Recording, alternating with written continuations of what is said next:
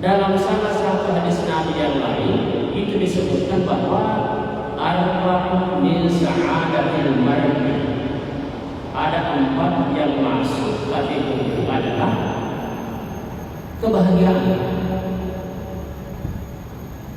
Ya, ada 4 yang masuk kategori kebahagiaan. Yang pertama, dia mempunyai istri yang salihah. Jadi kalau kita mempunyai pasangan, demikian juga ibu-ibu punya pasangan suami yang baik-baik, yang saleh, dan makanya saleh itu baik, salehah, perempuan yang baik. Nah sekarang bagaimana ini kriteria yang baik?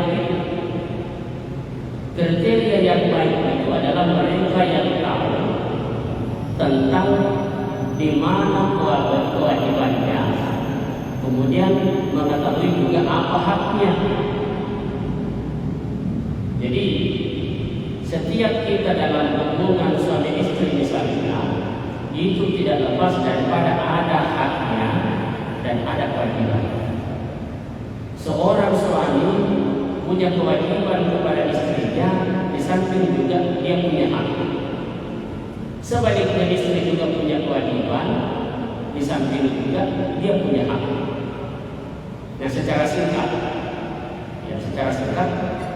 seperti ini. Apa kewajibannya suami? Ini biasa dijelaskan oleh para ulama kita bahwa kewajiban suami itu yang pertama, ayyaf'amaha, hendaklah dia memberikan makan istri dan keluarganya sebagaimana dia mampu. Jadi hendaklah dia mencari nafkah. Mencari nafkah lagi ada ketentuannya.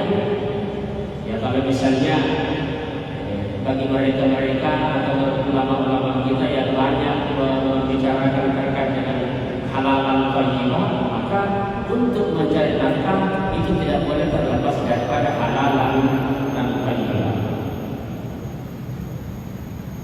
Jadi kewajiban seorang suami mencari nafkah untuk istri dan keluarga atau memberikan makan sebagaimana dia. Yang kedua, membelikan pakaian. Itu kewajiban kita bapak-bapak.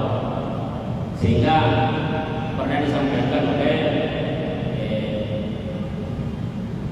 Dr. K. Haji Anurul Amri, biasanya bahwa kalau laki-laki punya pakaian, hari ini dia ke pengantin, besok dia ke pengantin, ini beli pakaiannya tidak banyak. Atau kalau bisa dikatakan kalau laki-laki cuma 4 pakaiannya, perempuan itu 4 lemari. Sehingga kalau perempuan ke pesta, itu tidak sama itu dengan kita laki-laki, Pak. Kalau laki-laki ke pesta hari ini dia pakai, besok ada pengantin, kasih ke jasnya dia pakai, lusa itu kunci. Tapi kalau perempuan hari ini dia pakai, besok pasti dia lagi. Sehingga ini juga ada anggaran yang mesti disiapkan oleh laki-laki untuk memberikan pakaian bagi keluarga. Berikutnya, tidak boleh menjelek-jelekkan istri.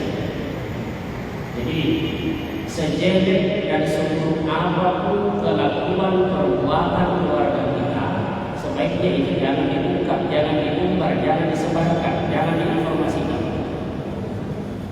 Karena menyampaikan kekurangan istri atau suami sama di kalau kita menyampaikan kekurangan diri kita sendiri.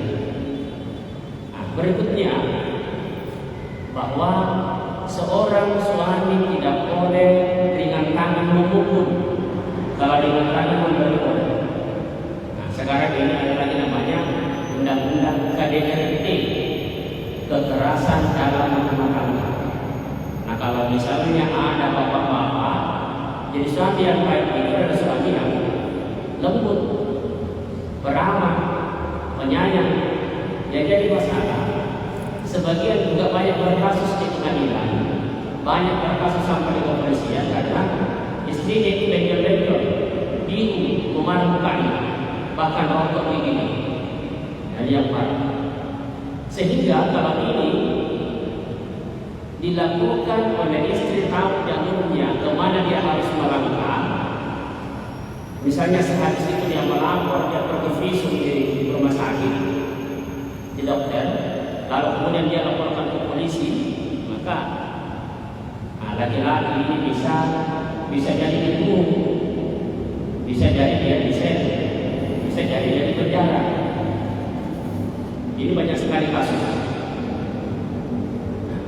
Yang berikutnya lagi, kalau ingin baku bombe dengan keluarga tak cukup dalam rumah, ya cukup dalam rumah. Nah, itulah sebabnya ada berbagai registrasi bahasa pernah menyampaikan kenapa dalam Al-Quran dikatakan mawaddah warahmah. Mungkin sering kita dengarkan bahwa ternyata mawaddah warahmah itu dalam suami istri katanya memang yang paling cepat bertengkarnya itu adalah pasangan suami istri. Tetapi yang paling cepat damainya juga suami istri.